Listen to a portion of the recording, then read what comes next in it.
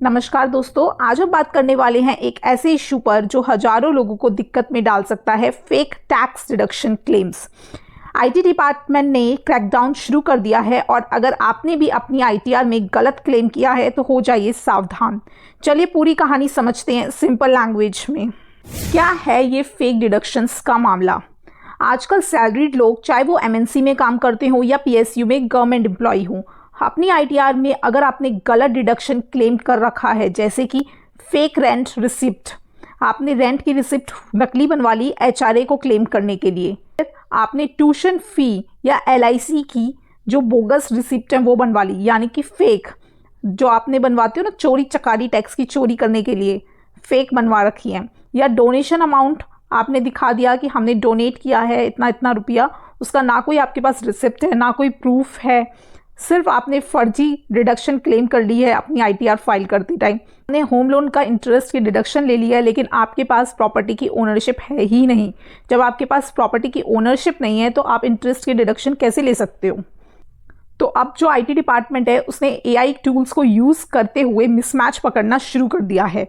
Form 16, AIS, TIS जैसे platform से हर claim verify हो रहा है। तो अगर आपने 50,000 का डोनेशन क्लेम किया है बिना रिसिप्ट के, आपके पास रिसिप्ट नहीं है, तो आपके लिए ये रेड फ्लैग लग गया। इनकम टैक्स डिपार्टमेंट ने क्या नया एक्शन लिया है? आईटी डिपार्टमेंट ने महाराष्ट्र, दिल्ली, तमिलनाडु इन स्टेट्स में सर्च एंड सीजर ऑपरेशन शुरू कर दिए गए हैं। पता चला है कि आईटीआर एजेंट्स, जो इनकम टैक्स एजेंट्स होते हैं ना, जो आपकी रिटर्न भरवाते हैं, आपसे कमीशन चार्ज करते हैं और आपकी रिटर्न भर देते हैं, ठीक है, उन लोगों ने ज़्यादा रिफंड दिलवाने के चक्कर में फेक क्लेम्स लिखवा दिए रिटर्न में। ठीक है, उन लोगों ने बोला क्लाइंट को कि हाँ, आपको हम रिफंड दिलवा देंगे टैक्स का, आप ये फेक क्लेम्स, फेक डिडक्शंस ले लीजिए, और अपनी रिटर्न भरते टाइम आपने फेक क्लेम्स किए हैं और उसके बदले में इन जो एजेंट्स हैं इन्होंने कमीशन भी खा लिया। लेकिन अब उन एजेंट्स का तो कुछ नहीं गया, लेकिन जो क्लाइंट है बेचारा वो फंस गया। गवर्नमेंट ने एआईएस, टीआईएस, 26AS जैसे प्लेटफॉर्म से अब ट्रैकिंग शुरू कर दी है। मिसमैच पकड़ा जाता है तो आपका जो रिफंड अमाउंट है, जिसका आपको रिफंड मिला है, वो आपका ब्लॉक हो जाएगा और आपको नोटिस इशू कर दिया जाएगा। कुछ कॉमन ट्रिगर्स होते हैं जिससे आपका नोटिस आ सकता है। एक बार वो ट्रिगर देख लो, कहीं आप लोगों ने ऐसी गलती तो नहीं कर रखी। जैसे लैंडलॉर्ड, अगर आप किराए के मकान पे रहते हो तो आपने लैंडलॉर्ड का पैन नंबर ही नहीं दे रखा, या आपने रेंट एग्रीमेंट फर्जी बनवा रखा है और आप रेंट पे रह नहीं रहे हो, आपने फर्जी एग्रीमेंट बनवा रखा है जस्ट टू क्लेम डिडक्शंस, या आपने हेल्थ इंश्योरेंस क्लेम ले लिया पर आपने एक्चुअल में पॉलिसी नहीं ली हेल्थ इंश्योरेंस की, सिर्फ आप उसका क्लेम उठा रहे हो इनकम टैक्स रिटर्न में, या आपने एटीजी का डोनेशन फेक ट्रस्ट को दिया। आजकल मार्केट में ऐसे ट्रस्ट हैं जो कि ब्लैक मनी को वाइट मनी कन्वर्ट करने में लगे हुए हैं। तो वो लोग क्या करते हैं, फर्जी डोनेशन के रिसिप्ट दे देते हैं, जिससे कि फिर लोग फर्जी क्लेम करते हैं आईटीआर में। तो अगर आप लोगों ने ऐसी डोनेशन की फर्जी रिसिप्ट बनवाई है तो ये आपके लिए ट्रिगर हो सकता है। इन चारों में अगर आप फंसे हुए हो तो आपको नोटिस आएगा ही आएगा। अगर एक बार ये नोटिस आ गया, आपका क्लेम पकड़ा गया, तो फिर क्या होगा? या तो आपको 270A सेक्शन के तहत आप पे पेनल्टी लग सकती है 50% या 200% तक आप पर पेनल्टी लग सकती है, या फिर जेल होगी तो 276C की होगी अगर आपने विलफुल इवेशन हुआ है। अगर आपने ऐसा पाया गया है कि जो आपने टैक्स की चोरी की है वो आप जानते थे इस फैक्ट को कि आप चोरी कर रहे हैं, और फिर भी अगर आप चोरी कर रही है आपने टैक्स की, तो वो विलफुल इवेशन माना जाता है।